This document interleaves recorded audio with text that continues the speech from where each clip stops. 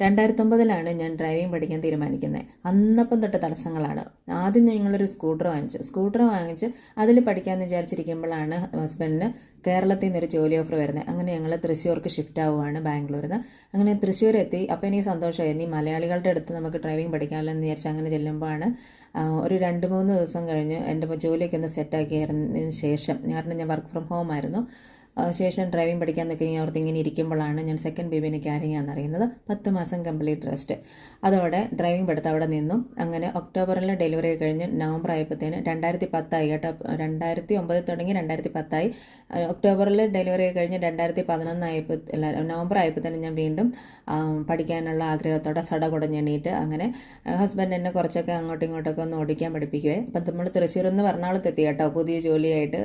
അങ്ങനെ എന്നെ ഇടയ്ക്കൊക്കെ ഒന്ന് ഓടിക്കാൻ കൊണ്ടുപോയി. അത്യാവശ്യം ഒന്ന് ബാലൻസ് ആയി കഴിഞ്ഞപ്പോൾ ഒരു ഡ്രൈവിംഗ് സ്കൂളിൽ ചേർത്ത് അങ്ങനെ ഡ്രൈവിംഗ് പഠിക്കാൻ തുടങ്ങി. അങ്ങനെ ലേണേഴ്സ് എടുത്തു. 8 എടുക്കുന്നതിൻ്റെ ഒരു 2-3 ദിവസം മുന്നേ ഹസ്ബൻഡ് ഇങ്ങനെ ജോലിക്ക് ഇടയ്ക്കിടയ്ക്ക് ഇങ്ങനെ ട്രൈ ചെയ്യും കേട്ടോ. നമുക്ക് ലൈഫിൽ മുന്നേറണമെങ്കിൽ പുതിയ ജോലി അവസരങ്ങൾ വരണമല്ലോ.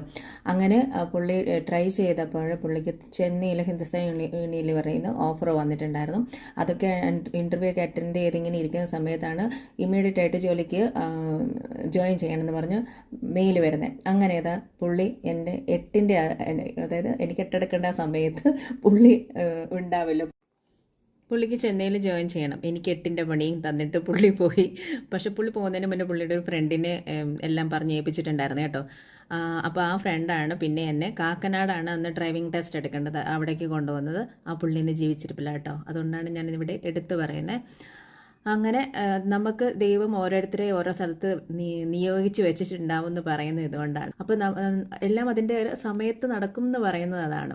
ഓട്ടോ കൊണ്ടുവിട്ടിട്ട് എന്നോട് പറഞ്ഞ് ടെസ്റ്റ് കഴിയുമ്പോൾ ഇവിടെ നിന്ന് ഓട്ടോയോ കിട്ടും, അല്ലെങ്കിൽ ബസ്സാണെങ്കിലും കിട്ടും, വന്നാൽ മതി എന്നും പറഞ്ഞ് അങ്ങനെ 6 പേരുണ്ട് ഞങ്ങൾ. അങ്ങനെ ഞങ്ങൾ വെയിറ്റ് ചെയ്ത് നിൽക്കുവാണ് കേട്ടോ. അങ്ങനെ വെയിറ്റ് ചെയ്യുന്ന നമ്മുടെ പുള്ളിക്കാരത്തി വരുന്നില്ല. ഒരു ലേഡി ആയിരുന്നു നമ്മുടെ ഇൻസ്ട്രക്ടർ. എത്രയായിട്ടും പുള്ളിക്കാരത്തി എന്നെ കാണുന്നേയില്ല. കുറേ നേരം കഴിഞ്ഞപ്പോൾ ഒരു ലൂണയൊക്കെ എടുത്ത് പുള്ളിക്കാരത്തി വരുന്നുണ്ട്. അത് കണ്ടപ്പോൾ തന്നെ നമുക്ക് മനസ്സിലായി ഇന്ന് കിട്ടാനേ പോണില്ല എന്ന്. ആദ്യത്തെ 2 പേര് ഫെയിലായി, 3ാമത്തെ ആൾക്ക് കിട്ടി, 4ാമത്തെ ആൾക്ക് കിട്ടിയില്ല, 5ാമത്തെ ആളായിരുന്നു ഞാൻ സകല ദൈവങ്ങളെയും പ്രാർത്ഥിച്ച് ഈ ഒരു ടെസ്റ്റ് എടുക്കാൻ പറ്റിയില്ലെങ്കിൽ എനിക്കിനി പിന്നെ എടുക്കാനേ പറ്റത്തില്ല. പിന്നെ 2-3 ദിവസം കഴിയുമ്പോൾ ഞങ്ങൾ ചെന്നൈക്ക് പോകണം. അങ്ങനെ ഞാൻ പ്രാർത്ഥിച്ച് 2ഉം കൽപ്പിച്ച് സ്കൂട്ടറിൻ്റെ ആ ലൂണയുടെ മേലേക്ക് ഇരുന്ന് 2ഉം കൽപ്പിച്ച് 8 എടുത്തു. അങ്ങനെ അതിന് സക്സസ് ആയി കേട്ടോ.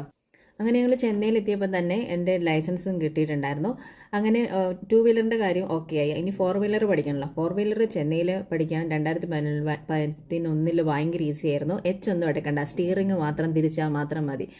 ആക്സിലേറ്ററോ ഗിയറോ ക്ലച്ചോ ബ്രേക്കോ ഇതൊന്നും എനിക്കറിയണ്ടായിരുന്നില്ല. അതുകൊണ്ട് 2011 തന്നെ ലൈസൻസ് കിട്ടി. പക്ഷേ ഞാനത് വീണ്ടും റീസ്റ്റാർട്ട് ചെയ്യുന്നത് 2017 ആ കഥ അടുത്ത വീഡിയോയിൽ.